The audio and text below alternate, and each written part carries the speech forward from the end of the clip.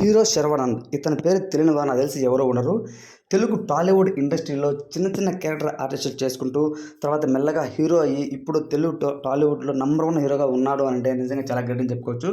ఒక రవితేజ లాగా వితౌట్ బ్యాక్గ్రౌండ్తో వచ్చి తను ఎంత గొప్ప వాడయ్యాడు అంటే నిజంగా హ్యాట్స్ ఆఫ్ అని చెప్పుకోవచ్చు. ఫస్ట్లో తనకైతే బాగా ఎంకరేజ్ చేసింది చిరంజీవి గారు. చిన్న చిన్న సినిమాలు చేస్తూ దాని తర్వాత మెల్లగా క్యారెక్టర్లు చేస్తూ దాని తర్వాత మంచి హీరో అయ్యేసి ఇప్పుడు తెలుగు టాలీవుడ్లో నిజంగా ఒక మంచి హీరో సక్సెస్ఫుల్ హీరో కొనసాగుతున్నాడు అంటే అది చిరంజీవి గారు పెట్టిన కొంతవరకు సహాయం చేసిన సహాయం అని చెప్పుకోవచ్చు. సో ఈ విషయం పక్కన పెడితే శర్వానంద్ అయితే ఈరోజు ఇన్స్టాగ్రామ్లో ఒక షాకింగ్ ఇన్ఫర్మేషన్ అయితే షేర్ చేసుకోవడం అయితే జరిగిందనమాట.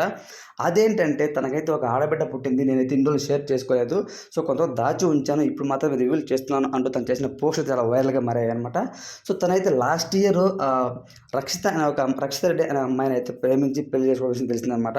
సో వాళ్ళ ఫ్యామిలీ మెంబర్స్ అలానే ఫ్రెండ్స్ వాళ్ళిద్దరి మధ్యనైతే వాళ్ళిద్దరు చాలా ఘనంగా అయితే వెడ్డింగ్ అయితే చేసుకున్నారనమాట.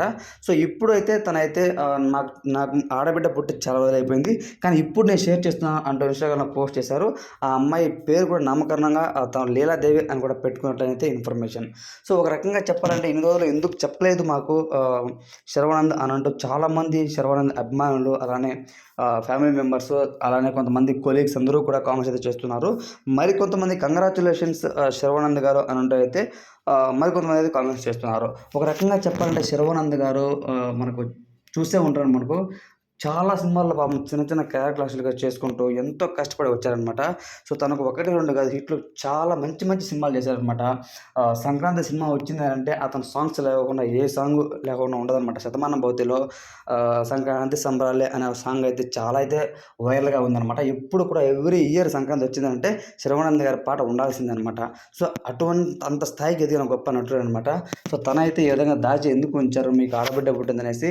ఎనీవే కంగ్రాచులేషన్స్ అంటూ శర్వానంద్ అభిమానులు అలానే తన తోటి కొలీగ్స్ అందరూ కూడా కంగ్రాచులేషన్స్ తెలియజేస్తున్నారు. అలానే నా తరపున నా వ్యూవర్స్ తరపున శర్వానంద్ గారికి మా తరపున కూడా కంగ్రాచులేషన్స్ తెలియజేస్తున్నాను.